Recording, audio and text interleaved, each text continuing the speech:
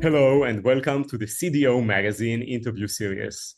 I am Or Zabludowski, co-founder and CEO from Flexor. Flexor is a data infrastructure company focused on structuring unstructured data, making all kinds of textual data available for data teams for AI and BI tasks. And today I have the pleasure of speaking with Naresh Dulam, Vice President of Software Engineering at JPMorgan Chase. Thanks for having me here. My name is Naresh. I'm a technology leader focused on data, analytics, cloud computing, and artificial intelligence. Throughout my career, I have led data-driven initiatives across the industries like the finance, healthcare, and finance, mainly solving the real-world challenges around the data governance, quality, and of course the scalability. That's a primary one. In my current role as a vice president of software engineering at JPMorgan Chase, I specialize in building a practical, robust data and AI platforms that directly impact the business outcomes. Also, I'm passionate about mentoring. I share knowledge through various speaking engagements, articles, podcasts, focus on topics like the data analytics, AI agents, RAGs, and of course, protocols like the MCP and the A2A these days.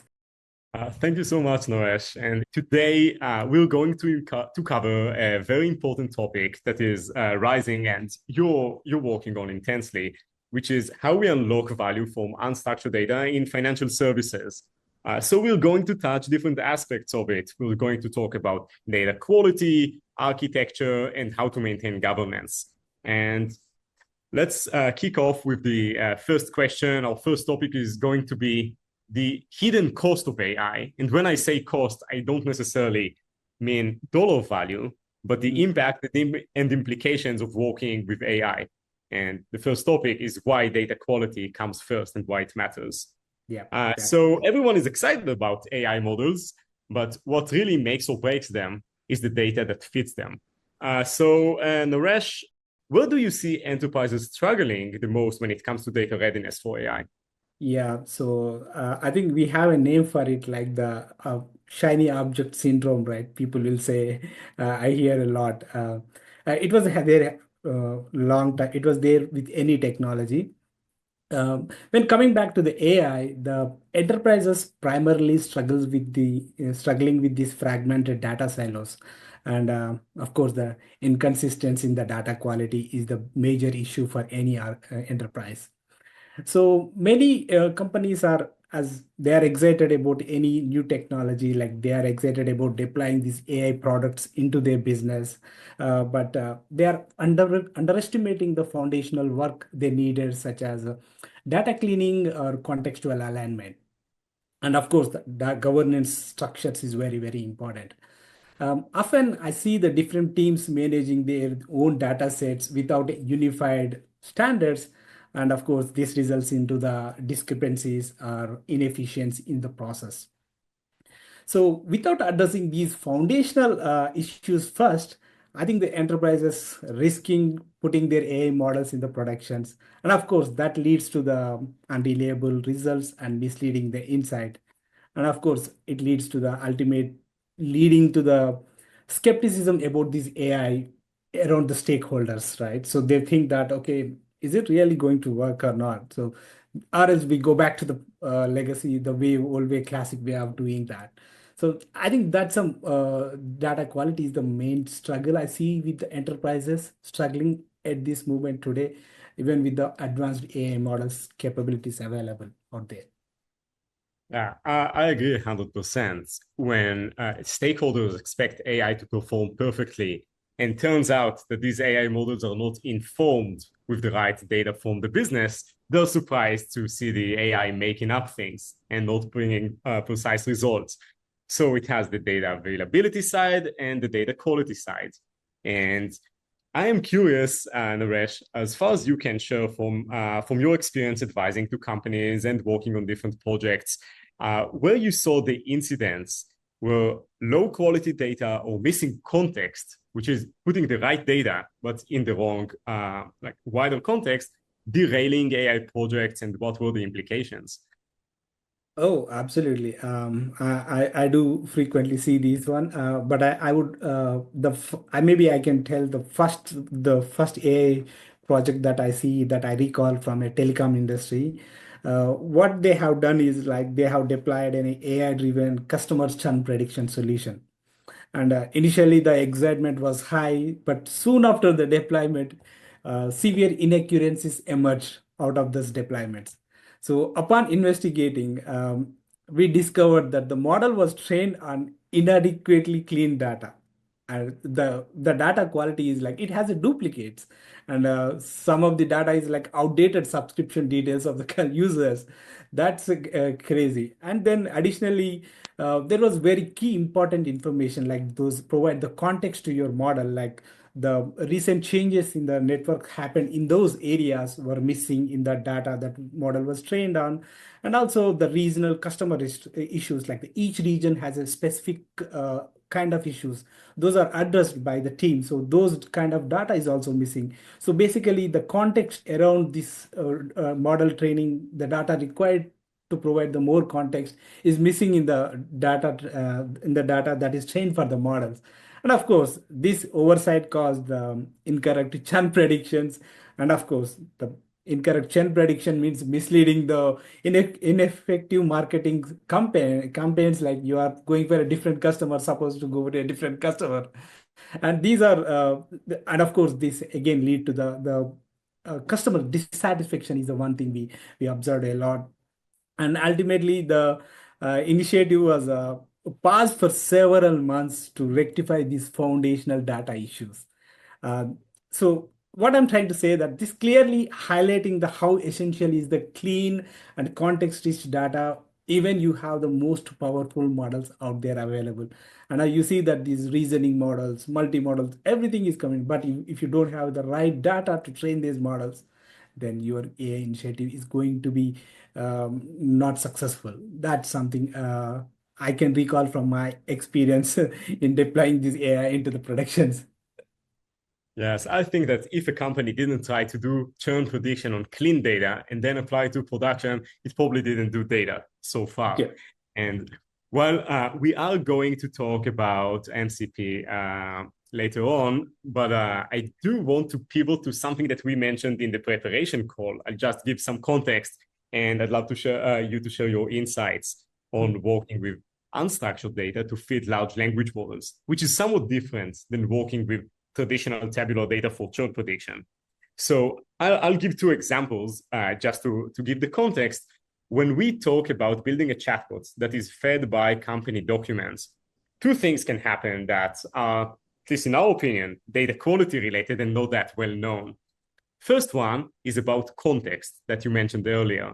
Let's say that we have a table in one of our financial reports, and this table contains numbers, but the numbers in the table should be interpreted in a certain form or with certain units or in a certain context based on the content of the document or even content that is in the appendix or another document. How do we make sure that the models don't naively interpret the numbers as if as they appear? So that's taking the right numbers, but in the wrong context. And another thing is, what does data freshness look like for unstructured data? Let's say that we have our policy documents, but some of them are outdated and have expired already. Some of them are only drafts, and some of them are not yet in effect because they were approved, but they only kick in 2 months. How do we make sure that our AI doesn't feed itself with data from the past or from the future? Yeah. So that data freshness or staleness is another challenge I could think of it. I'm curious, as you try to experiment with building agents that take data from different sources, how you address this when you have to rely on an agent to make the decisions about data freshness. How do you feed these insights into these new kinds of workflows?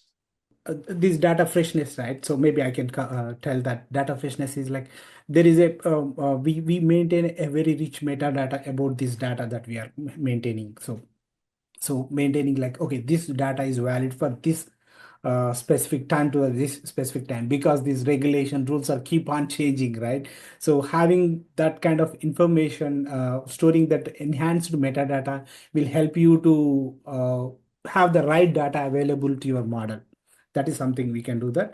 And of course, these you with the unstructured data, right? We can have these embeddings, metadata, that kind of information. If you can store, like, and of course you have a semantic layer on top of this data, so that will help you to efficiently use your data that is available for your AI agents or models, so that you are giving them data available so that they can access the data. And of course, we should not forget the governance around that while we are doing all this, right? So having standardization and how we access the data, that's where the MCP will come in the latter point of time. We discuss more on that. And so having this consistent metadata across the organization data, and having the governance rules, ultimately leading you to contextualize your structured data with unstructured data, that will give you more better contextual for your AI models, that will improve your models uh, or your applications that using the AI to better do the job at predicting or doing the automating the works for you. So 100%. And I do want to highlight two things that you mentioned. First one is the importance of the semantic layer, Yeah. because when you instruct a model to calculate different metrics or derive specific insights, this model should be informed by the language of your business and how you measure these metrics. And the second point is embeddings and metadata, because it's a common pitfall to think that an embedding of a document contains the entire context around it. But having proper structured metadata around it, so you can make sure that you get the right data points to the right applications, is also important. So nothing works without metadata.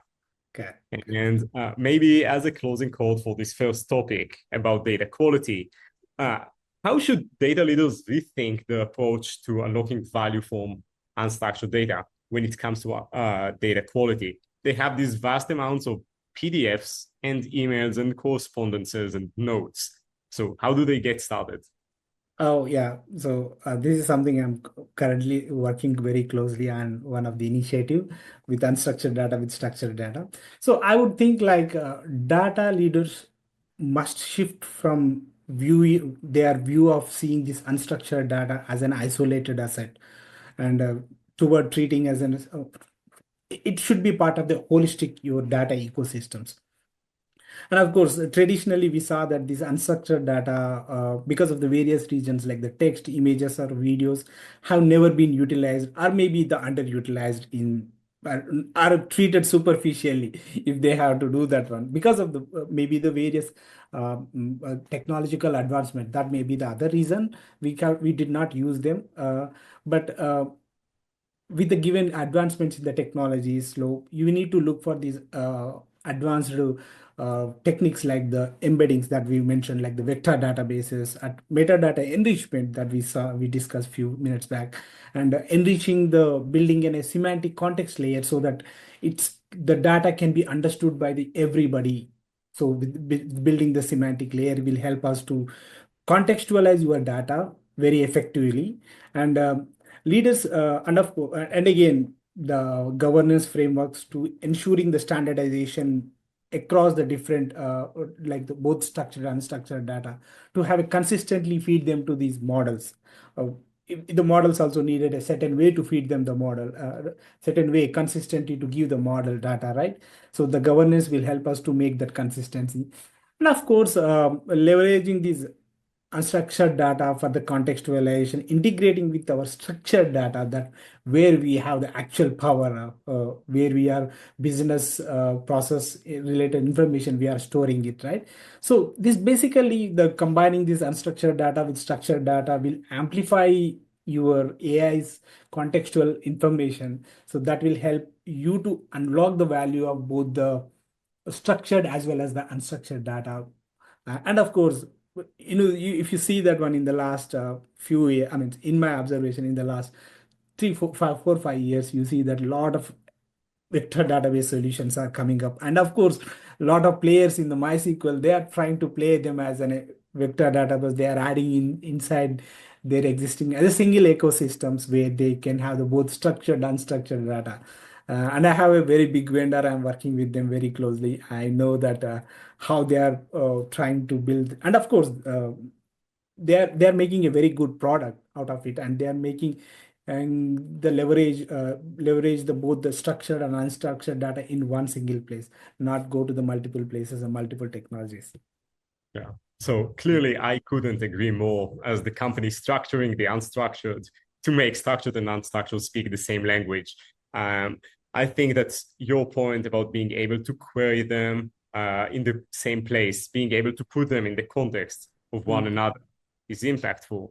And also being able to leverage unstructured data for structured workflows is becoming important. How do you do behind analytics on vectors? The simple answer is that you can't do analytics on vectors because it's hard to count vectors, and you usually use semantic similarity for that. But maybe that's a topic for another discussion, or maybe we can talk about it when we talk about agents.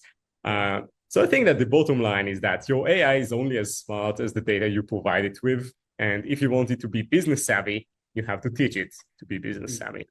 Yeah, and I think that's maybe I'll close with one statement. Like Sridhar Ramaswamy, CEO of the Snowflake, he was mentioning that your AI is as good as your data. Yes. That's period. So have a data strategy first, then go for AI. Well, that was an exciting discussion. So thank you so much, Naresh, for joining me today and for the exciting interview. And for more interviews and insights, I recommend that you visit cdomagazine.tech. Thank you again, Naresh. Thank you, Par.